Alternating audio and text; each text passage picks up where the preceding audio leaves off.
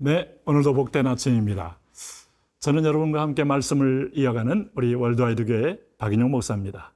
이렇게 말씀지기로 호세아서 말씀을 하나하나 묵상해 보면서 하나님의 깊은 우리를 향한 애정을 우리는 느끼게 되지요. 그런 가운데서 요즘과 호세아가 살았던 8세기경에 주전 8세기경의 그 세상과 지금의 세상과 인류는 더 깊은 타락이 있어서 징계로 말미암아 회심은 있어도 인간의 본성은 크게 변하지 않고 있다 하는 걸 알 수 있어요.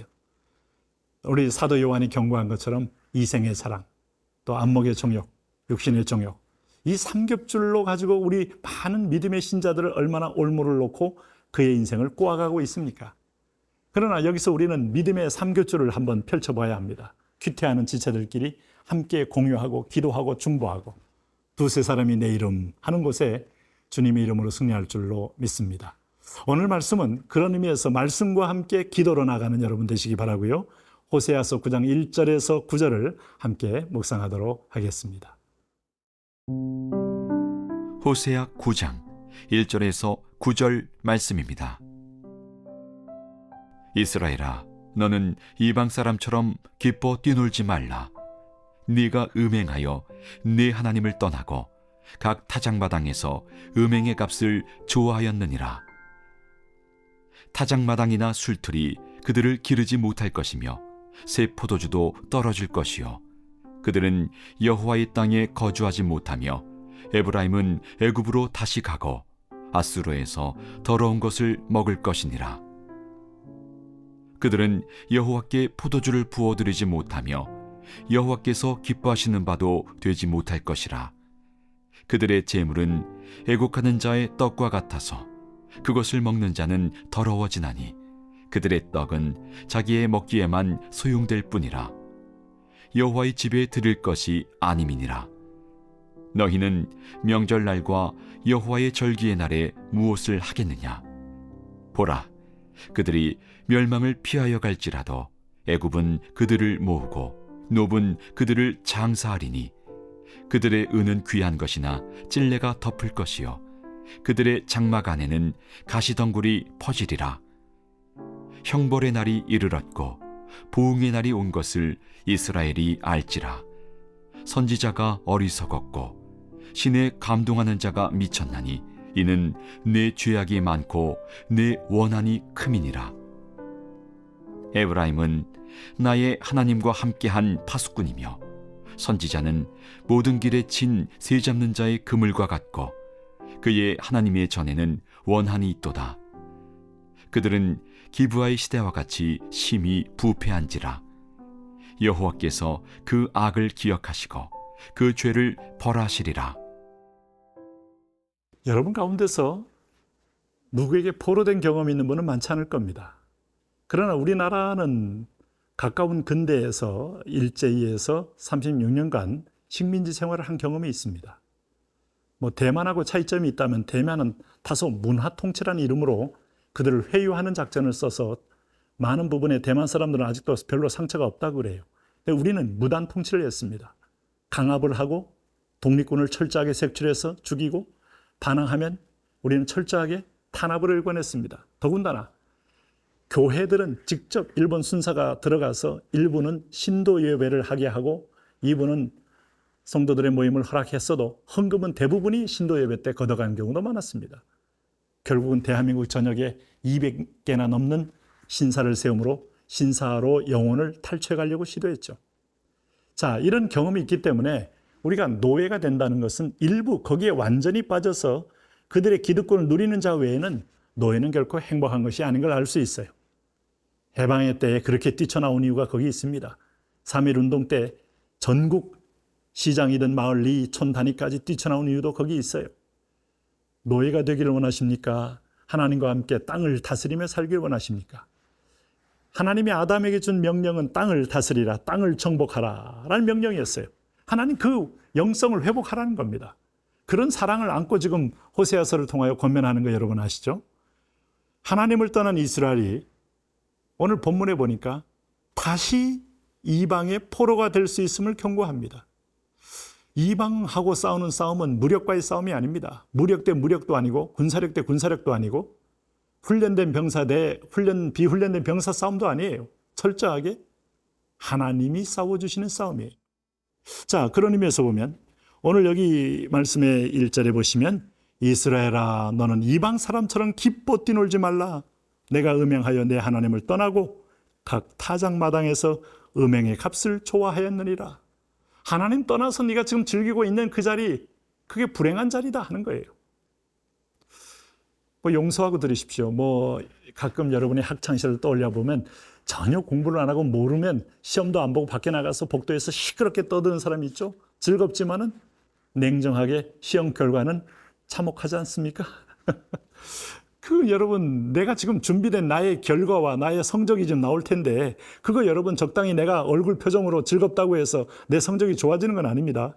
오늘 하나님 앞에서 얘기를 비유로 들어서 좀 죄송한 비유를 들었습니다만은 타작마당이나 술틀이 그들을 기르지 못할 것이며 새 포도주도 떨어질 것이요 그들은 여호와의 땅에 거주하지 못하며 에브라임은 애굽으로 다시 가고 아수르에서 더러운 것을 먹을 것이니라. 순식간에 포로가 되면 너의 누림은 완전히 너에게 노예적 삶으로 전환될 수 있다 하는 걸 성경은 경고하고 있어요. 지금까지 우리가 세상의 노예가 된 삶이 이미 족한 겁니다. 하나님이 주신 상급의 기회는 의의 면류관이요 충성의 면류관이요 생명의 면류관이요 천국에서 기다리고 있는 면류관이 있는 이 삶을 바라보고 모세처럼 바로의 공주의 아들이라 칭함을 거절할 만큼 거절과 선택을 잘하는 사람들을 위한 상이죠. 여호와의 땅에 행음의 결과 거할 수 없게 된 것을 성경은 지적하는 겁니다. 무슨 소린가 하면 여러분 보십시오. 6절에도 보라 그들이 멸망을 피하여 갈지라도 애굽은 그들을 모으고 노은 그들을 장사하리니 그들은 은은 귀한 것이나 찔레가 덮을 것이요 그들의 장막 안에는 가시덩굴이 퍼지리라. 이렇게 해서 여호와의 땅에 제대로 거할 수 없음을 경고하고 있습니다.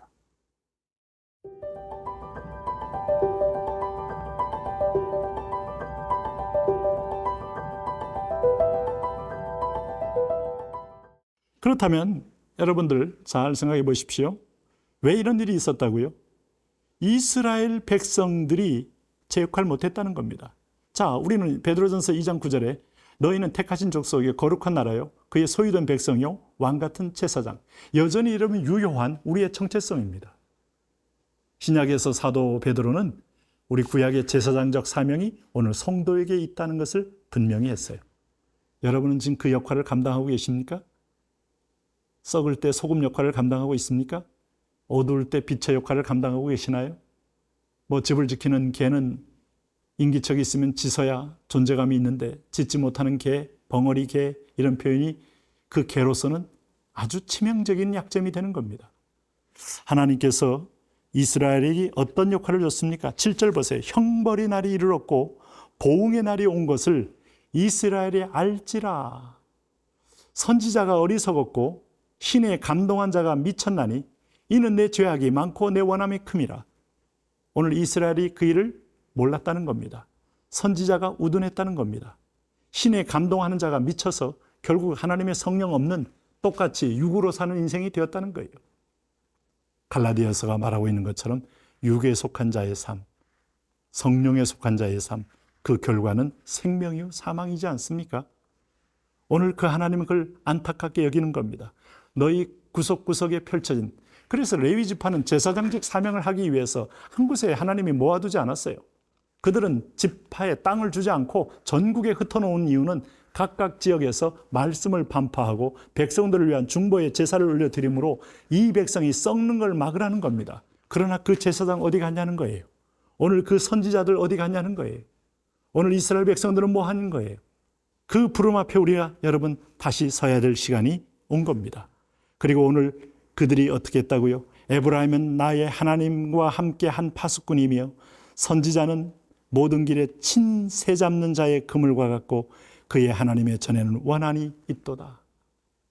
여러분, 에브라임은 북이스라엘을 예표하는 표현입니다. 나의 하나님과 함께 한 파수꾼이며 선지자는 모든 길에 친새 잡는 그물과 같고 같은데 그의 하나님의 전에는 원한이 있다. 하나님의 전은 뭐가 있어야 됩니까? 아름다운 분향의 향이 올라가야 돼요. 하나님이 흠향할 예배의 향이요, 감사히 향해요. 우리 인생의 성전에는 뭐가 있어야 할까요? 하나님을 경외함으로 시온의 대로가 열려서 하나님이 이 땅에 복을 줄 통로로 열릴 때 존재감이 있는 거 아니겠습니까? 그래서 여기 기브아처럼, 기브아 거민들은 이방인 아닙니까? 우상 숭배가 그들의 전공 아닙니까? 그들은 기브아 시대와 같이 심히 부패한 자라. 여호와께서 그 악을 기억하시고 그 죄를 벌하시리라. 죄악의 심판의 형벌의 날로 그들에게 다가옴을 경고하고 있는 겁니다. 이 모든 것 속에는 하나님이 주신 정복의 자유를 다스림으로 열매를 내지 않고 오히려 이방의 포로가 되는 길을 스스로 자취했다는 거예요. 죄의 포로가 되고 어둠의 포로가 되는 길을 자취했다는 겁니다. 우리는 어떤 형태도 포로로 살 수 없는 주님의 백성이고 주님의 자녀입니다. 다시 하나님께서 새롭게 회복할 신라곤의 권세처럼 땅을 다스리고 땅을 정복할 자유자가 되셔야 합니다. 오늘 그 꿈을 안고 말씀과 함께 우리는 이 말씀이 주시는 반전의 메시지를 붙들고 승리하시기를 바랍니다.